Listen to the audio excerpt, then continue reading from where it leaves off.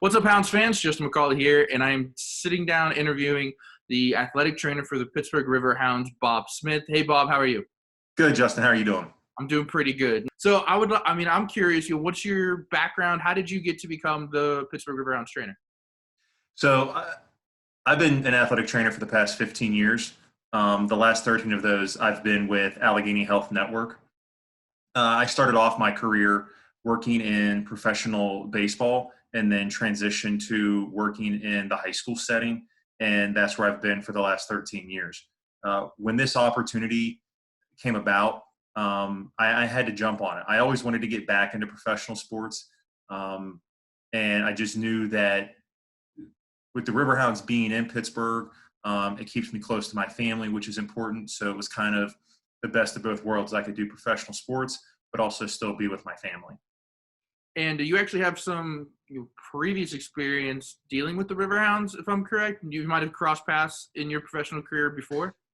My first job was, like I said, working professional baseball. It was working with the Washington Wild Things. And at that time, the Wild Things and the Riverhounds were sharing space at what was then Falcone Field.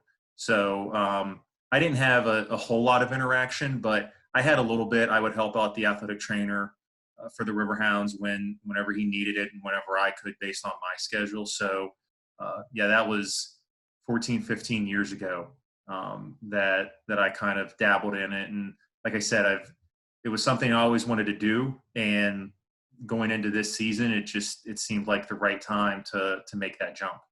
Yeah, and what a season to start. Maybe trying to just sneak in, try to get used to being a part of the coaching staff with head coach Bob Lilly and get used to the guys. And within the first month and a half, you're thrusted into a major role and keeping these guys in shape. So what was going through your head when this whole quarantine stuff started? Tell me about some of maybe the conversations you had with your bosses at AHN, as well as head coach Bob Lilly, about how you were going to structure and what you guys were going to do to help the athletes. I mean, first and foremost, it was the athletes' health that we considered first. We knew we had just reached a time where it was necessary to quarantine everybody, suspend training, and soon after we made that decision as a club, the USL made the decision to suspend the season for all the clubs. So that was really our foremost concern. And then it was just about our second concern was keeping the players safe in quarantine, making sure they understood what they needed to do to stay safe and keep from contracting COVID-19, by going out and shopping and going to restaurants and things like that. So really the primary conversation was really just based around keeping them healthy. Once we were able to accomplish that, we transitioned into how do we keep their fitness up so that when we do return to training, it's not a shock and the guys are ready. And that's what we've been doing over the last 6 to 7 weeks is we have 3 sessions a week for about 1 hour. We do it on Zoom. Everybody gets on. I take the guys through a workout, and it's really all based on trying to strengthen and train muscles that they wouldn't normally do on their own and take advantage of this time to really strengthen the important muscles so that when we do get back to training, like I said, it's not a huge shock. Their body's somewhat prepared for it. So in addition to that, we've also provided them with some workouts to do on their own if they're able to get outside where they're at and do it safely. We stress to them, we don't want them going out and training outside if it's not safe. We only want them doing it if it's safe and they can protect themselves. And luckily, most of our players are in situations where they can do that. So they've been able to get outside, do some sprint work, go for some distance runs. Really that's been our focus during this quarantine is with the balance of mostly body weight strength training, sprint work and distance runs. We're doing everything we can to make sure that their fitness is where it needs to be, that when we can return to training, we can do a slow ramp up, quickly get back to the level of training we had before the quarantine. So who comes up? Are you the one designing these, workout programs and these plans? Are you in conjunction with, Bob Lilly talking about it? And how do you come up with, and like what muscles and exercises are you, focusing on to try to keep them fit? I had a conversation with Coach Lilly when we started it and wanted to get his input on what he wanted to see out of the sessions. From there, I worked with Coach Visser and other members of Allegheny Health Network that work directly with the Riverhounds to put together a program that made sense, with the restrictions we had. When we started this, almost everybody was under a stay-at-home order. So we had to really build it in a way that it could be done in the size of a yoga mat, because that's what space most people had. So we had to get really creative with the exercises we picked. We had to get really creative with how to make it difficult for them, because these are high-level athletes. So we had to challenge them in some way so that it did work on help maintaining their fitness. So there were a lot of conversations between myself, my assistant athletic trainer, Kyle, and the rest of the team from AHN, that helps take care of the Riverhounds.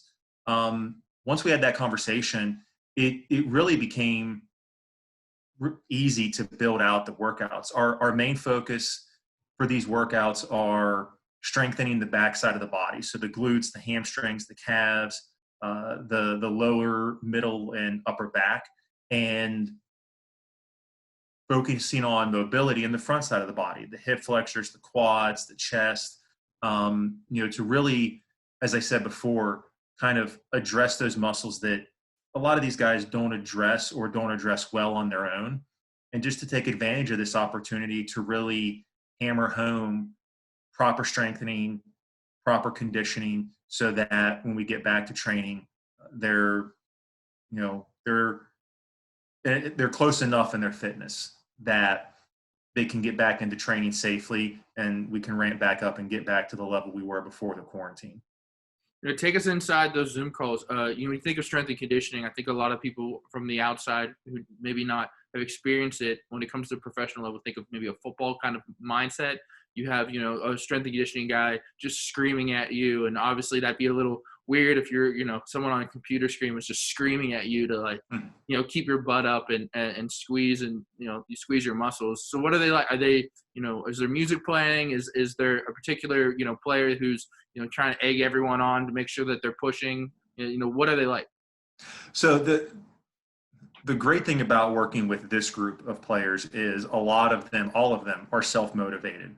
I don't have to get on there and scream at them and tell them, keep working, do it right, do it like this, things like that. They pick up on things really quickly, and they execute it appropriately and properly. So that part of my job is very easy. I'm able to just write the program, demonstrate the exercises, and then they're able to then quickly go and perform the exercises. It's also, these sessions are also great not only from a physical standpoint but from a mental standpoint. It's giving this team a chance to be together 3 days a week for an hour, and they do. They push each other. They encourage each other.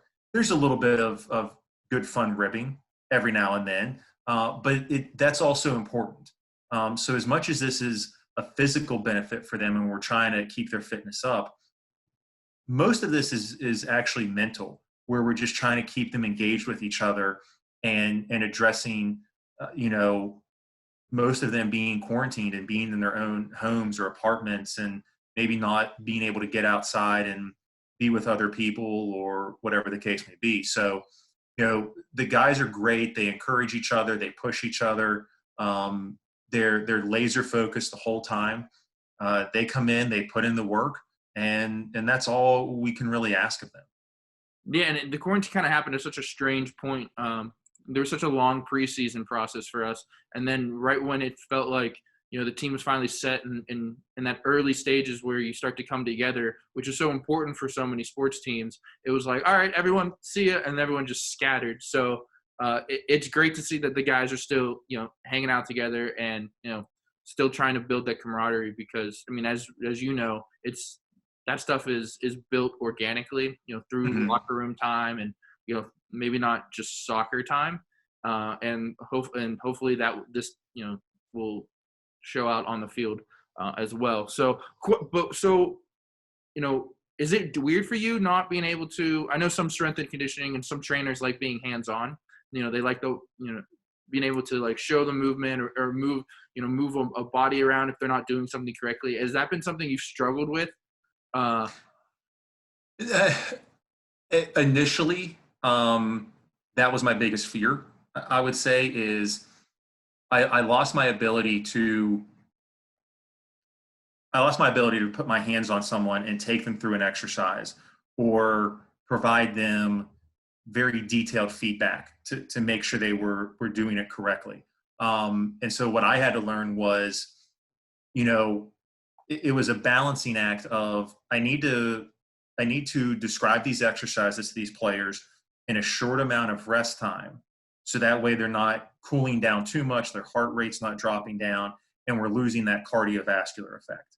So I had to make sure that I could quickly demonstrate the exercises, both verbally and physically, so they knew what they were doing.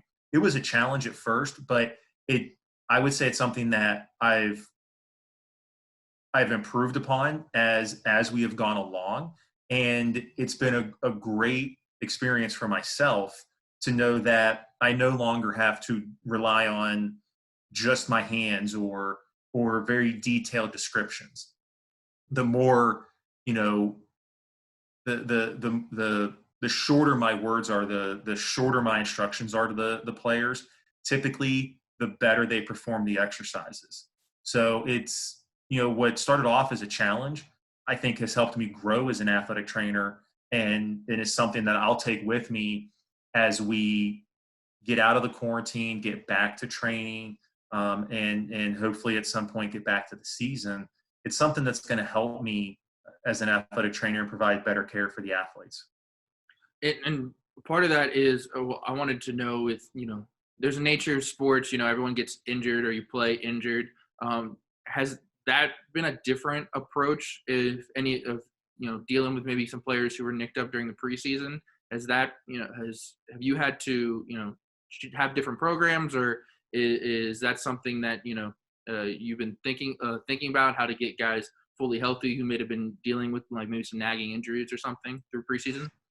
Yeah, that, outside of the fitness sessions, our main goal was to make sure anybody who was dealing with an injury when the season was suspended, to make sure that they were 100% when the season started back up. It was kind of the same thing as teaching and taking the guys through these classes.